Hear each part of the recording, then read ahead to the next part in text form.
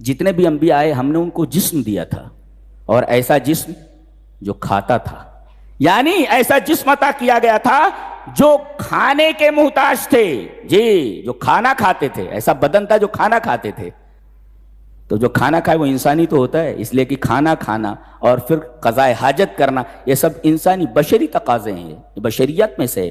وما کانوا خالدین، جو بھی آیا اس دنیا سے چلا گیا، لہذا یہ بھی ایک بشری خصوصیت ہے کہ جو آتا ہے مر جاتا ہے، کسی کو ہم نے ہمیشگی کی زندگی عطا نہیں کی ہے۔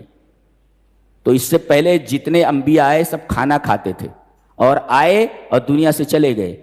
یہ کھانا کھانا اور آنے کے بعد دنیا سے چلا جانا یہ بشری مقتضا ہے، یہ بشر ہی ہوتے ہیں ایسے، جی یہ سب بشری خصوصیات ہے، لہذا یہ عقلی دلیل دی گئی بشریت پر۔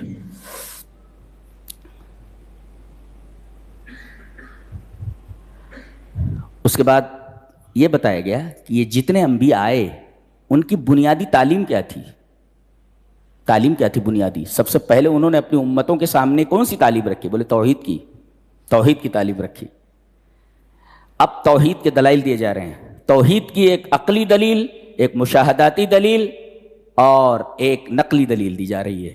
جی عقلی دلیل کیا دی جا رہی ہے؟ یہ دیکھیے، اللہ نے فرمایا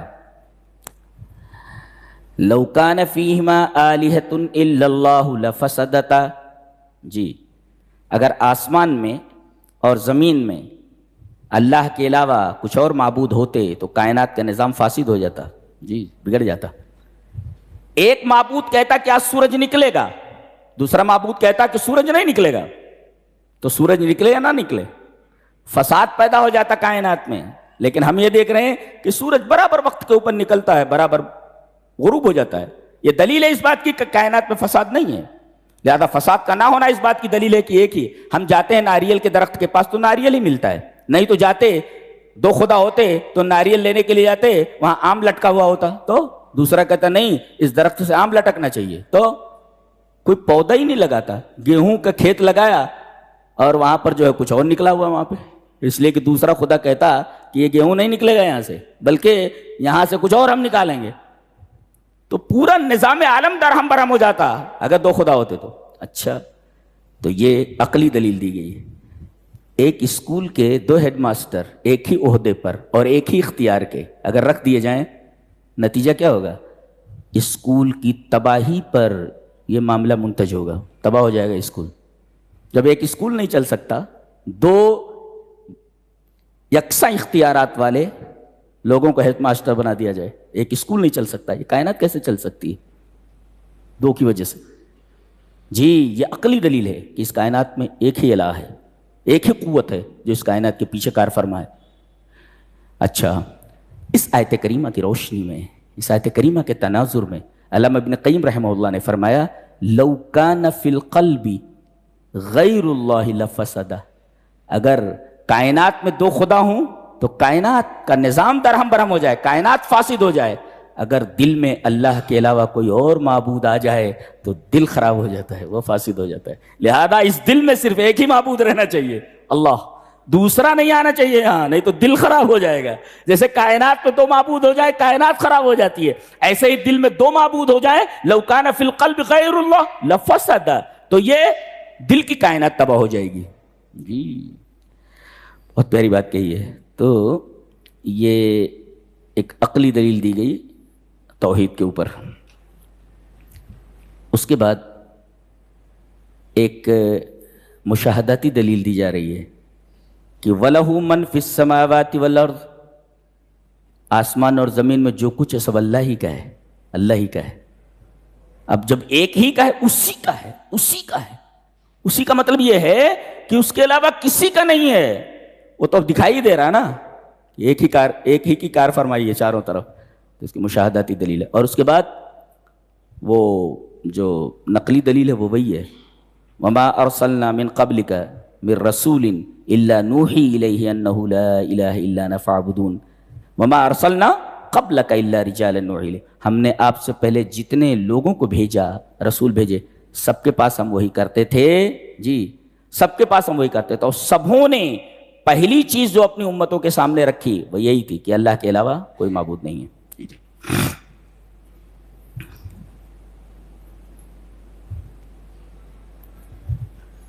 وما ارسلنا من قبلك من رسول الا نوحي اليه انه لا اله الا انا فاعبدون. ہم نے آپ سے پہلے جتنے بھی رسول بھیجے سبوں نے یہی کہا پہلے اپنی امتوں سے لا الہ الا انا، کہ میرے علاوہ کوئی معبود نہیں تو صرف میری ہی عبادت کرو. یہاں ایک بات بڑی عجیب کہی گئی ہے کہ لقد انزلنا الیکم کتابا فیہ ذکرکم، ہم نے آپ کے اوپر ایسی کتاب نازل کی ہے جس کے اندر تمہارا ذکر ہے. یہ جو غفلت میں پڑے ہوئے ہیں ان سے کہا جا رہا ہے ارے یہ کتاب جو ہم نے نازل کی ہے جس کو تم پڑھنے کے لیے تیار نہیں ہو، سننے کے لیے تیار نہیں ہو، ارے بھائی اس میں تمہارا ذکر ہے، تمہاری بات کہی گئی ہے، تمہارا ذکر ہے اس میں. تم کیسے غافل ہو کہ تم یہ دیکھنا نہیں چاہتے کہ بھائی اس میں ہمارے لیے کیا کہا گیا ہے، ہمارے لیے کیا کہا گیا اس کتاب میں. تم اپنے لیے اس کتاب کو نہیں پڑھ سکتے کہ اس میں تمہارے لیے کیا کہا گیا. تم جیسا بدنصیب کون ہو سکتا ہے. یہ کتاب اس لیے اتاری گئی ہے تاکہ تم اپنے آپ کو جانو، تمہارا ذکر ہے اس کے اندر. تو یہ اعراض یہ تمہارے لیے خطرناک ہے جی، اس لیے کہ جب تمہارا ذکر ہے یعنی تم کو زندگی کیسے گزارنی ہے وہ اس میں دیکھنا ہے، زندگی کیسے بنتی ہے وہ اس میں دیکھنا ہے، تباہ آدمی کیسے ہوتا ہے اس میں ذکر ہے، آدمی عروج پر کیسے جاتا ہے اس میں ذکر ہے. ارے اس کو نہیں پڑھو گے تو تباہ و برباد ہو جاؤ گے، اس لیے کہ کتاب ہم نے نازل کی ہے اس میں تمہارا ذکر ہے. لقد انزلنا الیکم کتابا فیہ ذکرکم. اللہ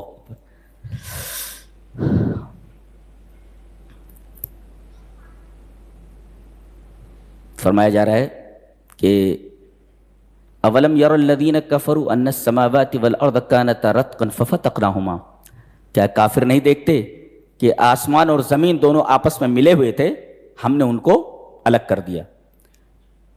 اس کا مطلب ایک سائنسی بھی ہے اور اس کا ایک سادہ سا مطلب جسے صحابہ کرام نے سمجھا ہے اور سلف نے سمجھا ہے وہ یہ ہے کہ آسمان اور زمین دونوں کے دونوں چپ تھے، چپ مسمتا تھے.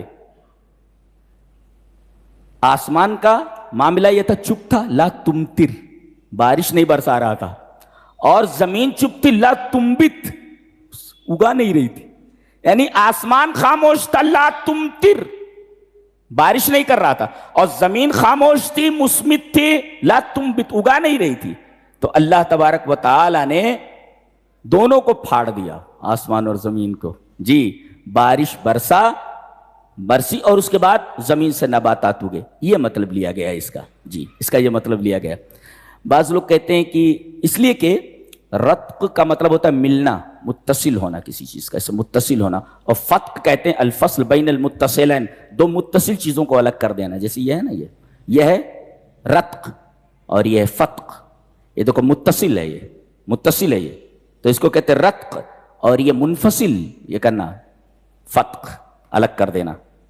الفصل بین الشیئین، الفصل بین المتصلین، دو متصل چیزوں کو الگ کر دینا، دیٹ از کالڈ فتق. تو فرمایا گیا کانتا رتقن، ایسے دونوں ملے ہوئے تھے، ففتقناہما، نے الگ کر دیا. کہتے ہیں اس میں اشارہ ہے انبساط عظیم کی طرف، بگ بینگ کی طرف، جس کو عربی میں الانبساط العظیم کہتے ہیں، بگ بینگ. یعنی کائنات، یہ زمین اور آسمان دونوں آپس میں ملے ہوئے تھے، ایک دھماکہ ہوا جس کو بگ بینگ کہتے ہیں، اور پھر یہ زمین آسمان سے الگ ہو گئی. بہت ساری چیزیں آپس میں ملی ہوئی تھی، سب الگ الگ ہو گئی، اور سب دور دراز سفر پہ ہیں. ہر چیز سفر کے اوپر ہے، جتنی کہکشائیں ہیں سب جاری چل رہی ہیں، سورج چل رہا ہے، چاند چل رہا ہے، ساری چیزیں چل رہی ہیں. اللہ، یہ مطلب ہو سکتا. لیکن سائنس کے اندر دو چیزیں ہوتی ہیں، ایک سائنسی نظریہ ہوتا ہے، ایک سائنسی حقیقت ہوتی ہے. جی سائنسی اگر حقیقت ہے کوئی تو ٹھیک ہے، کہہ سکتے ہیں آپ کہ اس کا بیان قرآن حکیم میں ہے.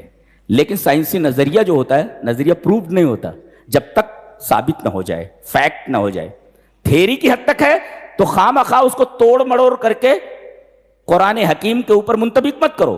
کسی سائنسی نظریے کو قرآن کے اوپر منطبق کرنے کی کوشش نہ کرو، اور قرآن کو اس کے پیچھے مت دوڑاؤ. اس لیے کہ قرآن حکیم اپنی کسی بھی بات میں سائنس کی کسی تائید کا محتاج نہیں ہے. جی سائنس کی کسی تائید کا محتاج نہیں.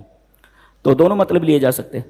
اس کے بعد یہ بتایا جا رہا ہے تمہاری ابتدا کیا ہے، تمہاری انتہا کیا ہے، تمہارا انجام کیا ہے۔ یہ تینوں چیزیں بتائی گئی۔ اللہ اکبر۔ تمہاری ابتدا بتائی گئی۔ وَجَعَلْنَا مِنَ الْمَاءِ كُلَّ شَيْءٍ حَيٍّ، یہ تمہاری ابتدا ہے۔ پانی سے تم کو پیدا کیا گیا ہے، تم پانی سے پیدا ہوئے ہو، یہ تمہاری ابتدا، تمہاری زندگی کا مبدا یہ۔ تم بنے کیسے ہو؟ پانی سے تم کو بنایا گیا ہے۔ اچھا، اور نہایت کیا ہے؟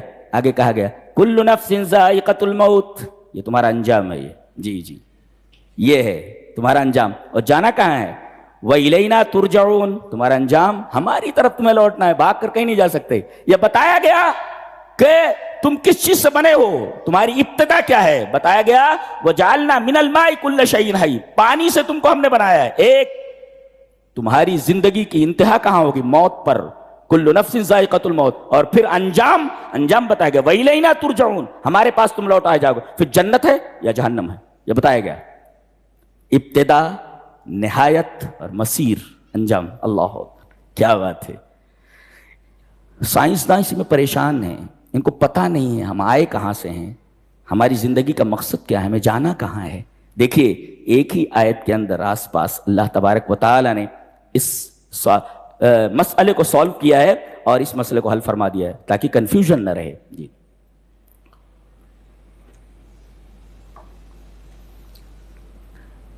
آدمی پانی سے بنا، چل رہا ہے، موت آئی اس کو۔ اب یہ نہایت الفصل الاول من الحیات، زندگی کا یہ پہلا چیپٹر ہے جو کلوزڈ ہو گیا، کلوزڈ۔ یہ چیپٹر کھلا ہوا تھا، موت کے اوپر ایک چیپٹر بند ہو گیا۔ ثم یبدأ الفصل الثانی الامدی السرمدی، پھر دوسرا چیپٹر کھلتا ہے جو کبھی ختم نہیں ہونے والا ہے، امدی اور سرمدی ہے، lasting, ever lasting, ever lasting, کبھی ختم ہونے والا نہیں۔ یہ چیپٹر جو کھلتا ہے مرنے کے بعد، یہ کبھی بند نہیں ہوتا۔ علامہ اقبال نے کہا ہے موت کو سمجھا ہے غافل، اختتام زندگی ہے یہ شام زندگی، صبح دوام زندگی۔ موت کے اوپر سارا معاملہ ختم نہیں ہوتا، بلکہ یہاں جب دنیا کا سورج غروب ہوتا ہے تو یہاں سے ایک ایسا سورج طلوع ہوتا ہے جو کبھی ڈوبتا نہیں ہے۔ تو موت کو سمجھا ہے غافل، اختتام زندگی ہے یہ شام زندگی، صبح دوام زندگی۔ اللہ تبارک تعالیٰ نے بہت پیاری بات کہی ہے۔ جو پہلا چیپٹر کلوزڈ ہو گیا، یہ تو فانی تھا، اور دوسرا چیپٹر کھلتا ہے، یہ ابدی، ایور لاسٹنگ۔ جی پھر کہا گیا کہ ہم تم کو خیر سے بھی آزماتے ہیں اور شر سے بھی آزماتے ہیں۔ جی بالفاظ دیگر ہم دے کر بھی آزماتے ہیں اور لے کر بھی آزماتے ہیں۔ اچھا، ان میں سب سے خطرناک کیا ہے؟ دے کر آزمانا۔ یہ خطرناک چیز ہے۔ الابتلاء الاشد، اس طریقے کے دو ابتلاءات ہیں اور دو آزمائشیں ہیں، دے کر آزمانا اور لے کر آزمانا۔ تو لے کر آزمانا یہ کم درجے کی آزمائش ہے، اور دے کر جب آزماتا ہے تو هو الابتلاء الاشد، یہ سب سے خطرناک آزمائش ہے۔ اس لیے کہ اچھے اچھوں کے قدم بہک جاتے ہیں، پیسہ اتنا آتا ہے خرچ کہاں کرنا، جتنی عیاشیاں ہوتی ہے آدمی کر ڈالتا ہے۔ تو یہ جو دے کر آزمانے والا مسئلہ ہے، یہ لے کر آزمانے والے مسئلے سے زیادہ سخت ہے۔ وہ الابتلاء الاشد، یہ انتہائی سخت قسم کی آزمائش ہے۔ تو اللہ نے فرمایا وَنَبْلُوكُمْ بِالشَّرِّ وَالْخَيْرِ فِتْنَةً، ہم تم کو آزماتے ہیں شر کے ذریعے